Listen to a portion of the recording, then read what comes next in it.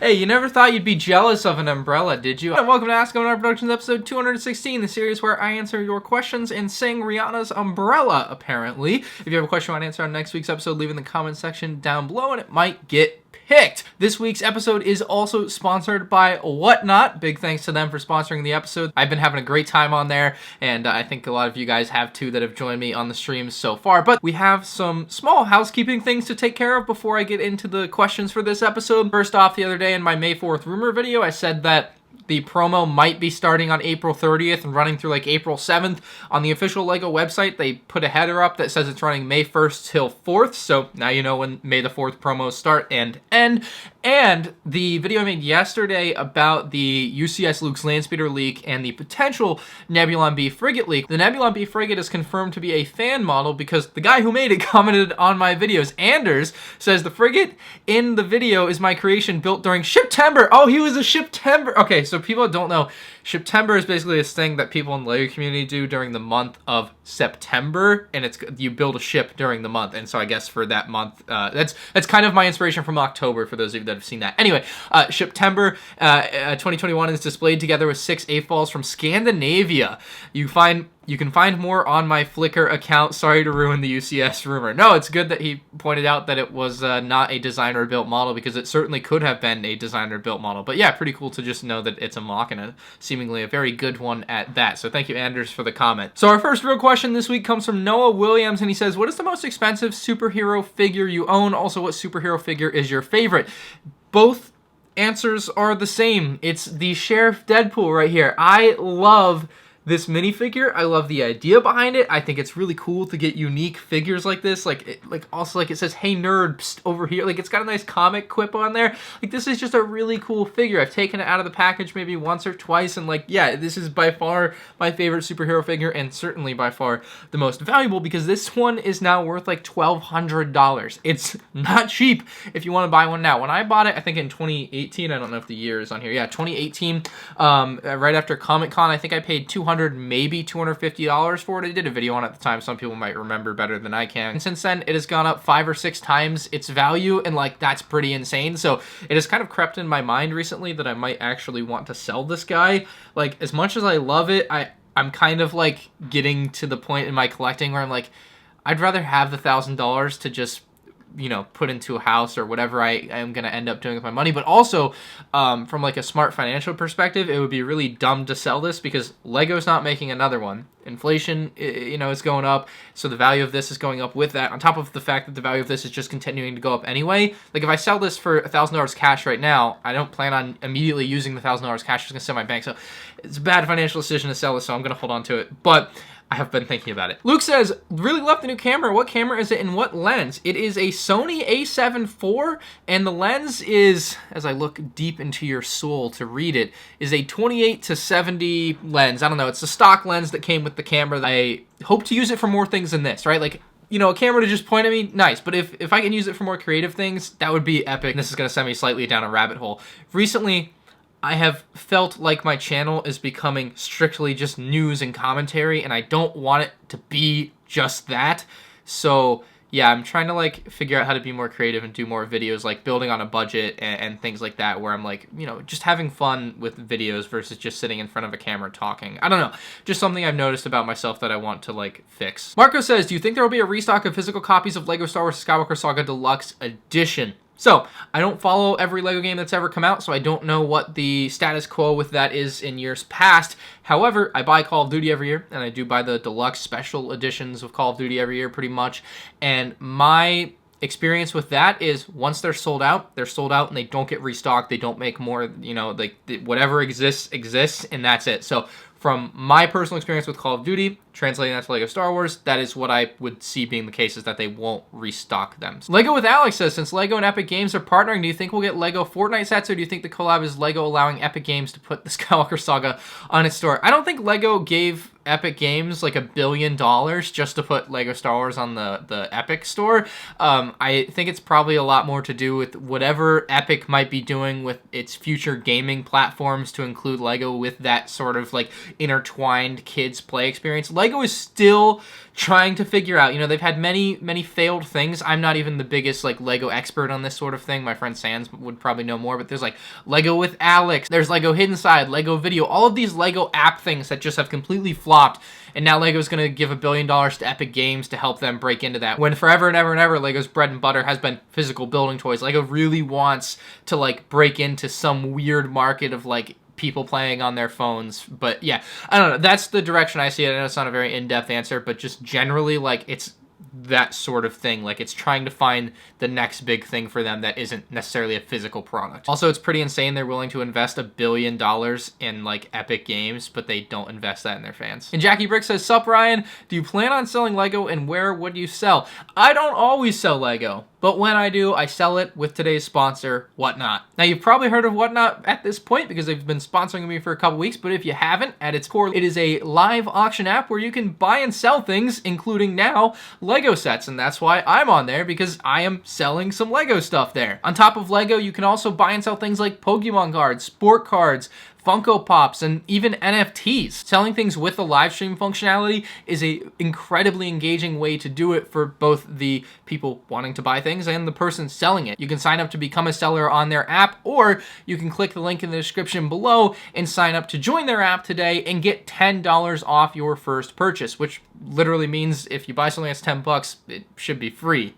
Plus shipping, probably. And again, this Saturday at 6 p.m. Eastern, I'll be live streaming on the Whatnot app selling tons of LEGO Star Wars minifigs. So you can put that $10 to use and get a pretty good deal on a figure if you click the link in the description below, sign up through my link, and then follow me on the app. You'll also be able to enter to win a free 501st battle pack. All you have to do is be present at the live auction on Saturday at 6 p.m. Eastern and be following me. I'll be signing these and shipping them off to you guys if you win during the auction. So to put it bluntly, I think Whatnot is a fantastic concept that has worked out very well. Comment down below if you've been at the auctions, letting me know your thoughts on the time we have had. And I hope to see you guys again Saturday at 6 p.m. Eastern. The Masked One says, have you seen that some YouTubers are getting a Hoth Xbox controller stand from Microsoft for the Skywalker Saga? Do you think you'll be able to get one / want to get one? So, I have a hard time answering a question like this without coming off as an a-hole, of course. And, of course, I want one. I desperately want one. I would pay a lot of money for one. But I also, on the flip side, very much think they should have sent me one. You know, like, it's a tough thing for me to go out there and say, I feel like, but it's like, yeah, I do LEGO Star Wars videos. They get millions and millions of views. I have a really cool community that loves LEGO Star Wars, and I'm gonna be honest, I would probably be the person most excited to get something like that. Did you see my reaction to the 501st Battle Pack? I love LEGO Star Wars. I know the company has done me wrong, I feel like, and there's a bad relationship there, but like, man, it would go a long way to get things like this. And just, yeah, look, the controller stand thing is super cool. I don't think I would be able to or want to necessarily bricklink it, but if anyone that has one wants to sell one, hit me up. I'm very willing to buy. I am hopefully buying one of the Gonk droids for like $1,000. As far as this one goes, I think it's going to be much harder to get, and it's unfortunate that they didn't reach out to me to send me one, because it would just be great advertising for them. I would pimp the crap out of their product, dude. Like, yeah, it just kind of sucks. Sucks to suck, I guess. At least Celtics won. Warfare Blizzard, I like this one. He says, how come you deleted your Call of Duty videos? Are you going to make any more? I hope you do, because it's always really good. Hope you're having a great day. I really appreciate that you like the Call of Duty videos. You are one of the few, as it turns out, because if we go to my MandRgames channel, I'm going to show you guys some real cool analytics here. It makes no sense for me, very unfortunately, to make Call of Duty videos at this point in time. Basically, I started making some Call of Duty videos with like Call of Duty Blackout way back in like 2018, and so I uploaded Blackout gameplay, and I also uploaded Call of Duty Warzone highlights from my live streams on Twitch, twitch.tv MandRgames. I stream Warzone there, but I uploaded these to YouTube for years and years and years, and I paid an editor to do a lot of it, and it was just kind of this thing where I wanted it to grow into something more, hopefully one day. And so in 2018, 2019, 2020, and 2021 combined on my gaming channel, and this is uploading, I counted like 100 to 150 Call of Duty Warzone and Call of Duty Blackout videos. Altogether, I garnered about 200,000 views, which isn't bad. There's a lot of people that would love to be able to get 200,000 views, but in the realm of like being a successful YouTube channel, that is nothing. It is literally nothing. Like, I'll tell you how much I made from that. I made about $350 all in all from like my entire portfolio of Warzone, Blackout, and actually there was some Minecraft in there that was probably bolstering those views up quite substantially. And I think even a little LEGO Star Wars, the complete saga in 2021. So that even factors into that. I made about $350. In fact, solely in the month of April, I have received 234,000 views, which is as many views as the entirety of my 4 years of uploading Call of Duty videos to that channel did, and made $620. You can see it unfortunately doesn't make a ton of sense for me to put out Call of Duty content at this point in time. And really, this MandRgames channel is now basically going to be LEGO Star Wars or Minecraft, and I can't really do Call of Duty on it ever again because just no one will click on it because that's not what they subscribe to the channel for.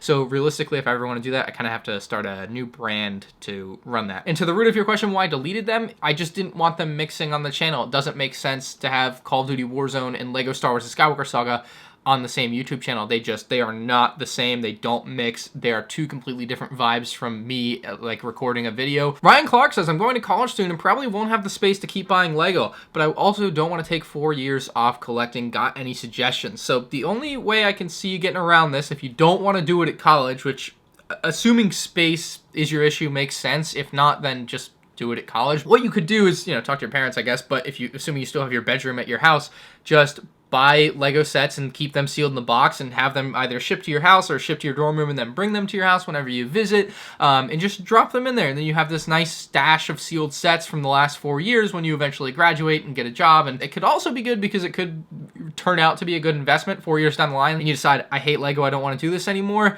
You could just sell all that and probably at the very least break even, but you'd probably end up making money on that. It's hard to know though, can't see the futures. The absolute best suggestion for you here is to just buy sets, keep them sealed, and put them in storage somewhere. Something 11 says, do you think LEGO will ever hold another vote for a set? Maybe a vote for a future year's May 4th promo. As far as Star Wars LEGO sets goes, the vote they held before the UCS vote happened like 11 years prior or 12 years. Like, there was a long gap between votes. So it's entirely possible we go another decade without them doing another fan vote for a LEGO Star Wars set or thing. And I wouldn't blame them because they handled it incredibly poorly. Like, I don't know why they would want to put themselves through that. It got the fans really excited. I was really excited about it, but I think a lot of people, including myself, were very let down. LEGO just didn't understand how the fan community works. And, like, I feel like you need a decade to go by, maybe some new employees to come in with fresh ideas and fresh understandings, and then try it again. However, if they did it, I think they also know how it would go, and they probably want to avoid that as well. Archie Edwards says, do you think you've ever brought up the price of a set or figure on the secondary market through your content? I think the answer to this is undoubtedly yes, and I think it is completely unavoidable for a few different reasons. There are some aspects of it that I suppose are avoidable, like depending on the way I talk about things, and for the most part, I've tried to avoid talking about LEGO in general as investment things, but I keep getting the questions, and so I'm starting to just say, hey, it is clearly something people want me to talk about. It is something that I do think about. It's not something I act on too often. I did buy a bunch of Grand Admiral Thrawns when Thrawn got name dropped in The Mandalorian, but outside of that, I don't do too much purchasing of LEGO sets strictly for investment. Most times it's just like, oh, I want that, and then sometimes I end up selling it later, but it's not usually like the primary motivator. So part of me thinks that, a case where maybe like 5 or 6 months ago, I think I talked about gold C-3POs, and at the time, I feel like they were quite a bit cheaper than they are now, sealed in the bag, and I was like, oh man, if I just bought all the gold C-3POs sealed in the bag right now, which, I mean, I don't know, might have cost $10,000 or $20,000 for all the ones on eBay and Bricklink combined. That's a pretty substantial investment, but you'd probably end up doing pretty well on that investment if that is what you wanted to do, or what if I had wanted to do that. And so I feel like that sort of thing can have an effect. Like if I were to say, the Sheriff Deadpool could go $2,000 in a week, well then maybe some people are going to go buy the $1,200 ones on eBay right now, hoping that'll be $2,000 a week. Like that sort of thing can definitely happen and would probably drive the price up because there would be less on the market because a bunch of people just went and bought them because I talked about it in a video that 100,000 people saw. Like it undoubtedly has an effect. And so I have tried to be a little bit more careful as time has gone on with that sort of thing because that is something that I think actually kind of matters. Most things don't, like my opinion on a LEGO set, swaying other people's opinions on a LEGO set, that doesn't matter. It really doesn't. I also think to some degree as well that I can bring up the value of something on eBay or Bricklink solely by reviewing it. And my thought process behind this is, if there are 4 or 5, some of these old retired LEGO Star Wars sets, there aren't very many of available on eBay, and if I make a review of one and you know, it's a good set or whatever, and people are like, oh, that's really cool, I want to buy that now, and 100,000 people just saw this video, chances are 5 people might say, hey, I want to buy that now, go buy it, and now all the cheaper sets in the market are now unavailable, and the price is driven up. So the ultimate answer is absolutely going to be a yes. However, to what degree is going to always be impossible to know for sure. And Cole Wagner says, hey, what's up, Brian? I was wondering if there's a class of LEGO Star Wars minifigures that you think that LEGO has always delivered on. For me, it's protocol droids. I feel like they're always great and super detailed, and we've gotten some pretty unique ones over the years. Even the OG C-3PO is not completely terrible in my opinion.